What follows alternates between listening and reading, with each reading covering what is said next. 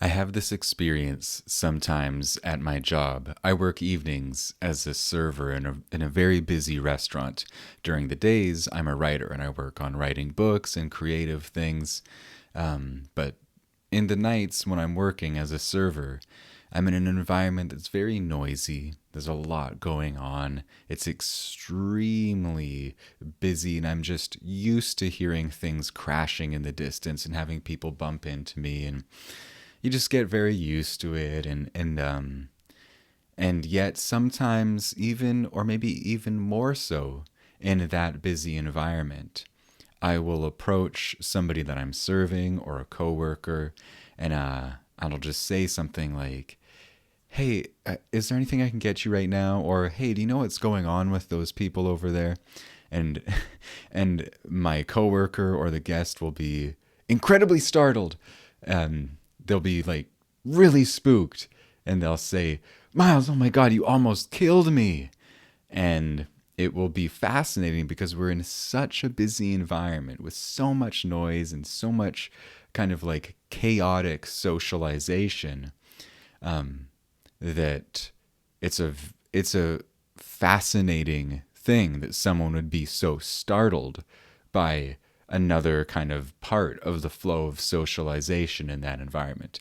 But it happens often, and I've learned to try and be very kind of like smooth in my vocal delivery when I think I might startle someone. I've learned to approach them from a certain angle so I'm in their eye line. Sometimes that doesn't make a difference. And when I started working there 5 years ago, whenever I would spook somebody, I would somehow, some child part of my mind would make it mean something very particular about myself. That child part of me would think, "Oh, there's something bad about me and my energy that they're reacting to." Like their reaction is actually some honest, subconscious reflection of my energy and who I am and some bad part of me, which is not the healthiest interpretation of simply just saying hi and someone getting startled. It's a very self deprecating, self loathing interpretation or story making out of something where that story really isn't implied. And this part of me is just kind of gratuitously filling in a canvas with its own sense of worthlessness or its own sense of something's off about me. And this is it. This is showing me that. And as a child, I think I did that a lot. An example would be my father might come home from work some days really tense. And it could have been because of the stress of his job, the stress of things I didn't and don't know about. You know, he was a dad, he's got a marriage, he's got responsibilities, he's carrying a lot of weight on his shoulders. So he comes home really tense. And I, as a child, would start making that mean something very specific. And I would make it mean something about me. So, oh, he's carrying that frustration. He must not like me. It must be about me. And that's, I think, a very common thing for sensitive children to do is to feel things. As a child, a sensitive child is extremely tuned in to their environment, and they're picking up the emotions and the tensions that all of the adults and everybody is carrying, and perhaps telling themselves some stories about that are part of their imagination. The feelings are real. The subtle energies and emotions that they're picking up on are real. And they might, because the emotions aren't being named and talked about all the time, they might just start telling stories. That's certainly what I did, and it's what a lot of friends, and I think it's natural for us to start just making up stories if we feel things really strongly. And for me as a child, I did that a lot. And I think I've read books about children and divorce, and my parents are still together to this day, but I think that when parents are being divorced, it's a really common thing for a child to think that it was because of them. Like, maybe the child will remember that night when they were supposed to go to bed and they didn't, and then they'll wonder, oh man, is that why mommy and daddy broke up? Because I didn't go to bed and I lied to them and I stole that thing. And and that's the innocence of a sensitive child's heart and mind, is to feel things so deeply, care so much, and then think, oh my God, it's because of me, and create this story about what those feelings in the environment mean. And in my life now, I suppose for the past several years, I've been in this slow process of unraveling and understanding that childlike part of me that will feels things so intensely and then make up a story about, oh, that's about me. Oh, that person doesn't like me. That's why they have that tension. And it's been a beautiful thing over the past several years to start peeling the layers off of that, to understand that often people's feelings are much more complex and they have very little to do with me. They often have to do with a deep and storied personal history, or perhaps something very acute. Like, another great example from my workplace is sometimes when I go and greet a table, they'll be initially, they will be very snappy, rude, and have this kind of like edge and angst. And when I started that job, I would often make a lot of assumptions about them and judgments, and maybe think, oh, that table hates me. Oh, those people are mean. They're jerks, whatever. But what I have learned is that when people eat some food, they often radically transform. And the person who seemed like an insufferable curmudgeon can suddenly seem like an incredibly grateful, kind, generous soul. They just happened to have been hungry when they were moody. And again, the child part of me will feel that initial emotional dynamic, and it'll just jump to conclusions. It will feel like, oh my gosh, this means something very specific and very intense. And whereas the adult me has been learning to like study human behavior and study people's emotions. And I think all of us do that. All of us are kind of studying psychology and human behavior. We're social beings. We kind of have to do that in order to be successful in life, whatever we're doing. To have a successful friendship or job or relationship, you have to kind of learn how we work, because we need to get along with one another. But as I've been learning how to get along with one another, little things like that hunger trick have become very apparent. When people are very rude right off the bat in that particular context, I will try to suspend my judgment and meaning making, because it's very possible, and it's even probable, that they're just hungry. And they're just a little grouchy.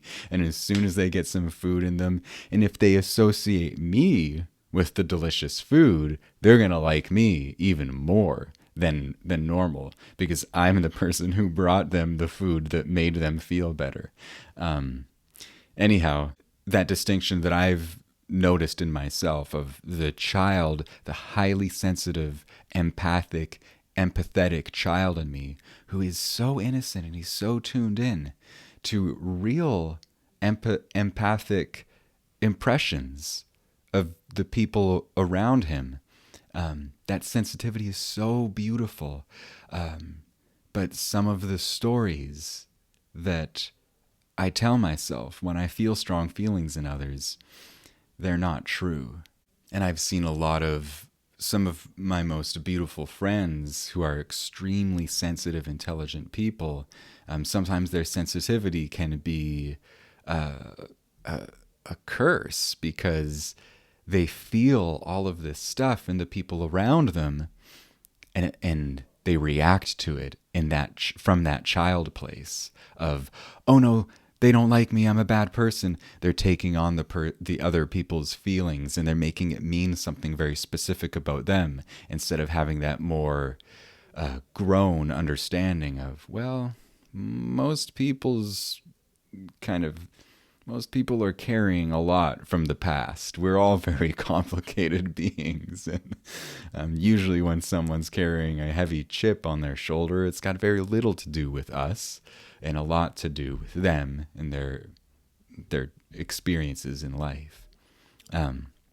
Anyhow, I've just seen how coming from that child place and believing it can be, well, a real loss of power. Because as a child, I mean, there is powerlessness. As a child, we are very vulnerable. Then as we grow, we become less and less. The child kind of is at the mercy of their parents and the adults around them. And so maybe they do need to really pay attention and attune themselves to the temperament or the moods of the adults around them. That's kind of a survival strategy. But now, for me as an adult, that doesn't really serve me because I'm an autonomous person. I live under a roof that I pay for. I live a fairly independent adult life. And so having those same kind of intense childlike reactions to people no longer serves me. It's a loss of power. Having that sensitivity and noticing what's going on, I feel like that's one of the most beautiful things in life. But reacting to everything as though I'm a disempowered child, that seems sometimes just like an old habit that I have been slowly growing and evolving through. And it's a very human thing, and in some ways, one of the great places for me to learn how to outgrow that is my work, both in a restaurant and then as a writer.